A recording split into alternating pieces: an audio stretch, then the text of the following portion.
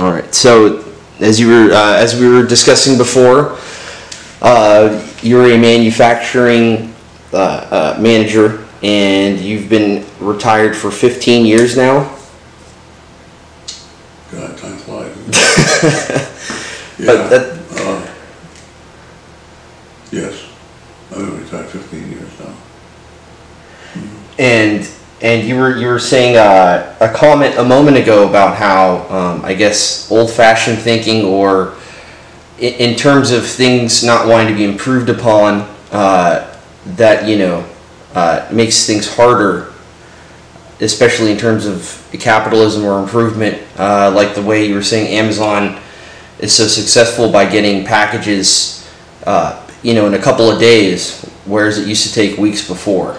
Mm-hmm. I'm sure you probably have other examples of times where people said it can't be done, and Yeah, people. A big thing that one of the I think a major theme of why I was always successful in business, and my groups were always successful in business, was because the customer determines what needs to get done. So the customer needs 100,000 parts in the next 30 days, and any number of people can tell you that, well, that order will take 2 months to fill, because this is how we do things. But I never allowed my folks to answer the question erroneously. The question was, what will it take to satisfy the needs of the customer? So, and if they said, well,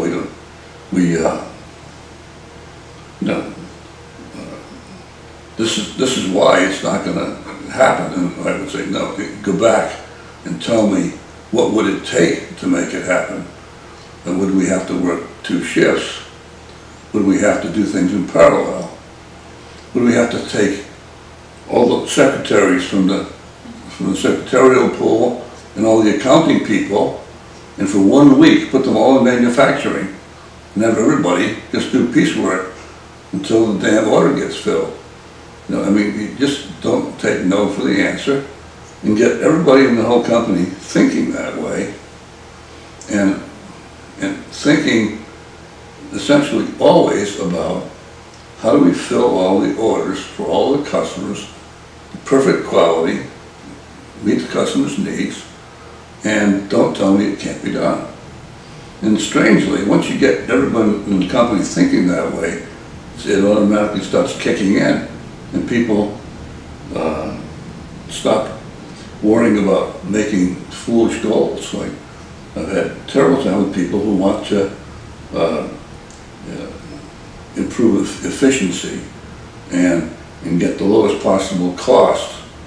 And the trap there is, if you build a lot of stuff that no one ordered,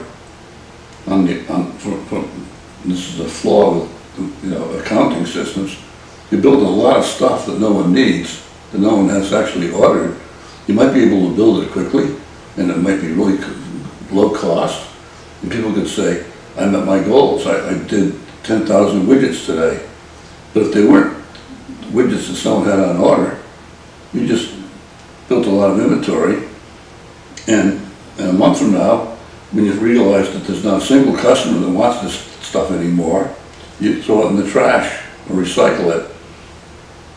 And the so-called bullshit manufacturing gain, the financial gain that you made last month, which made the books look good, are now devastated because when you scrap all that stuff, you have a terrible month financially, because you recognize that you wasted time making things that didn't sell. And speaking in terms of selling, that's another theme I try to get to all my employees, is that when people would ask for a raise, or people would say, how come, why don't we get higher wages or whatever, you have to point out to people that the managers don't pay the people. The only source of money is the customers. The customers pay us all. And so when we lose a customer because of poor quality, because we can't meet their needs, on-time delivery, then they go away. And there goes one of the people making your paycheck. And you can get everyone to focus on that and make it a really big deal. And then you tend to have a group of people who are paying attention to the right things.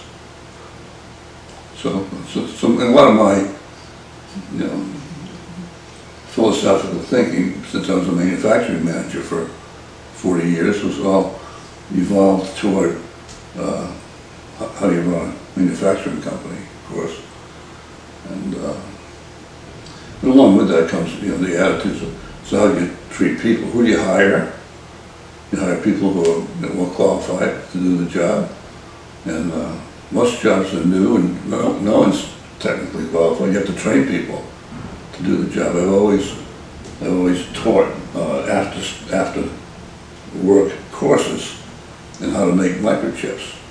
Because engineers come out of college and they don't know how to make a microchip. And technology's changing all the time. So you've got to train people,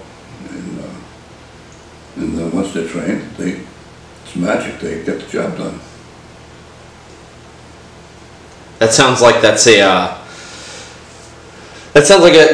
good relationship though between the employer and the employee, Mm-hmm.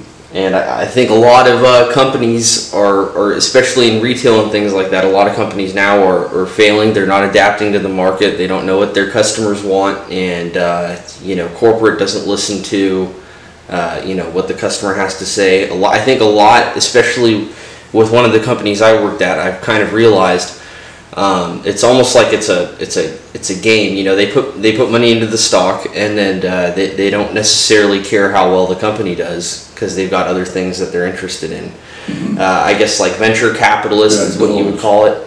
Yeah. So some of the companies are failing, and I did research on this one Korean temple builder who he was the first guy to build temples in Japan.